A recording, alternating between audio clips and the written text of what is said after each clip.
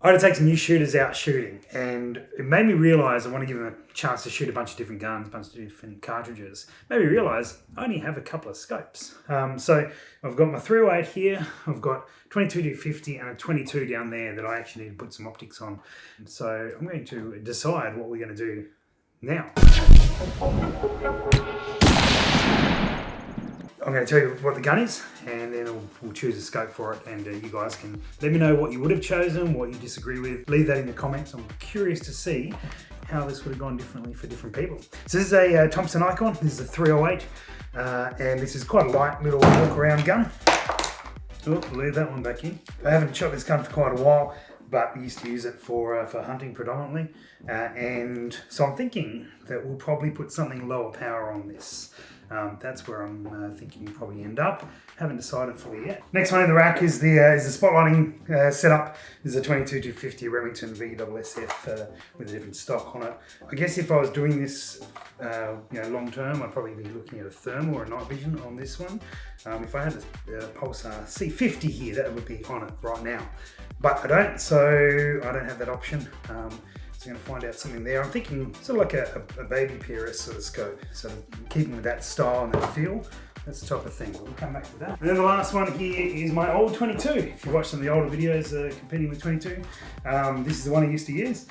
However, now I think I'm going to go do something very basic on it as like a little bunny gun, so really low magnification scope, and something you might find in the paddock. We'll take this rail off it as well and get it nice and set up for hunting. So that's 3 guns. Let's start with the 308 though. So what I'm thinking with this is somewhere in that 3.9, probably 2 to 10, 3.9, 2 to 10, 4 to 12. I think lower end. I did think about putting maybe like a 1 to 6, 1 to 8 on it. I've got a couple options. Let's go and grab something off the shelf. Right, so one of the things that I was eyeing off for this one here is the Steiner range of this 1 to 6. If I was setting up a pig gun, that's probably the magnification I would look at. But this is a bit more of a hybrid, a little bit more sort of deer, goat, maybe pigs. So I'm thinking, I might stay with the Steiners, but going with this one here. This is a 2.5 to 10, and I think that's really good. Got that nice low power, so if something pops up really close in, you can do that. Winding up to 10 if need be. It's not too big and bulky. That's probably my only concern. I guess let's put it on and see what it looks like. So I reckon that looks pretty balanced. I reckon that looks like a pretty traditional setup. What do you reckon, Josh? I think it looks good. Yeah, that on there. All right, we will find some rings and we'll make that happen.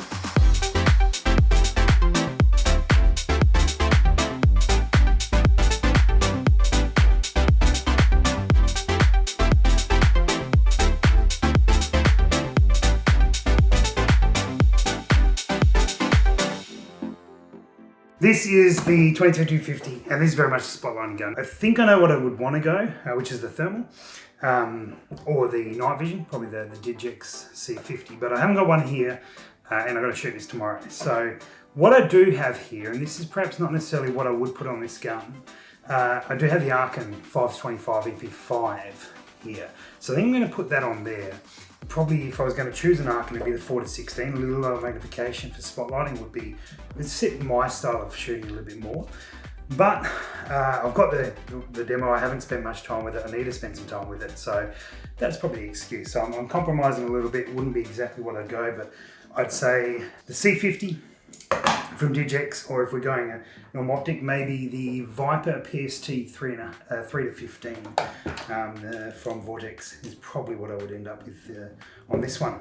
So 34mm rings. These are just what I've got, so it's probably going to sit a bit high. I'll grab the scope. That's the one there.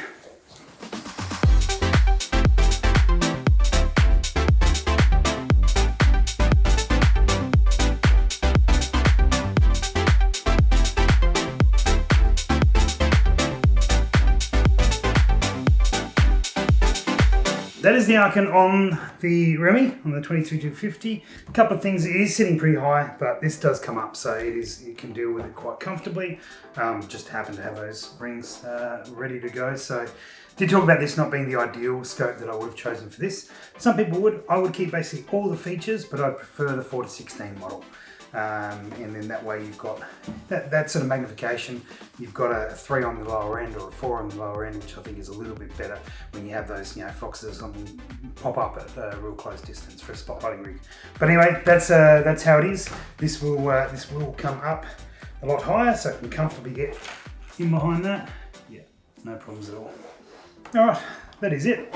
That's 22-50. Let's grab the 22 out and choose something for that.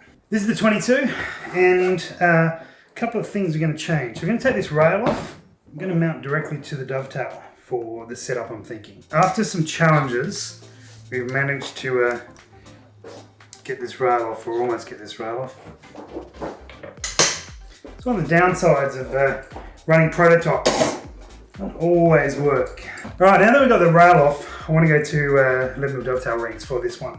Now I'm thinking something really low power and designated rimfire, that 50 yard, 50 meter parallax.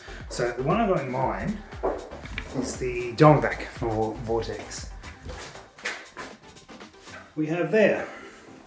So this is a 2 to 7 by 35 mil. Now that's pretty low power, and some guys will want 3.9, but this one here, I like it. It's really small, it's little. We just got to make sure with these CZs, this very dirty bolt that needs a look at. Make sure that this will clear off the back here. We're not touching the scope. So we're going to need it low, but we're going to need it not too low. So I think something along those lines. Let's see what we got rings wise. Give these ones a go. Hopefully they clear for high.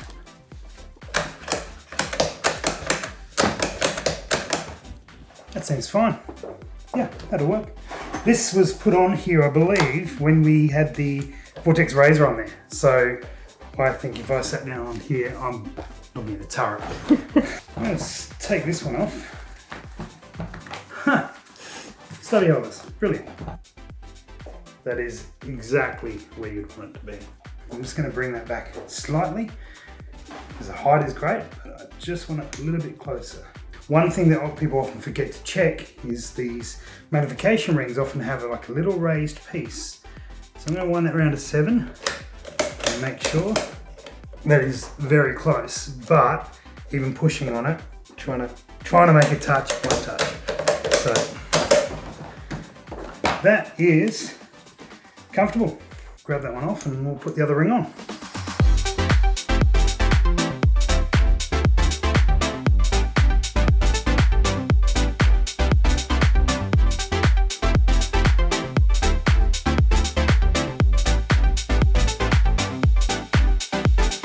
Quick little summary, rundown. This is a 2 to 7 by 35 Vortex Diamondback. It's a 50 yard parallax, so it's really well set up for rimfire, and it's small, and that is why I've chosen it, so it's nice and out of the way. This is the 22-250, the Remington. There's much more of a varminting setup.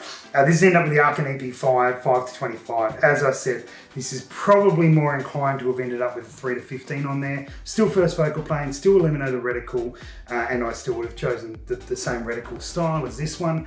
So that's probably the one that I wouldn't have used quite so commonly. It is pretty high on the rings, but they were ones I did have sitting around not being used. So that's why we've gone with that. We still can make up for that, and it's still comfortable to get behind. So is this the type of scope you would have put on a varminting gun, or would you go on something different if you couldn't go night vision, which is what I kind of would have wanted to do anyway. That's that one. Last one. The last one is this Thompson Center Icon. This is a 308 lightweight hunting rifle. Gone for a bit of a hybrid, bit of a traditional sort of, well, normally 3 to 9. This one's 2.5 to 10, the Predator 4 from Steiner. Again, keeping it nice low profile for a hunting gun. That way when you pull it up on cheek, I reckon just playing with that a little bit there. I'm going to grab that stock pad I grabbed off here. I'm going to put that on there. I'll do that now. That's looking better. Just needed something a little bit more, bring a little bit of height into that feel. And now we're on it nice and quick. So what would you guys have put on any of these guns? Let me know if you agree with me, disagree with me, chuck it in the comments. I look forward to reading what you have posted, and I'm going to pack these all up and take some friends shooting tomorrow.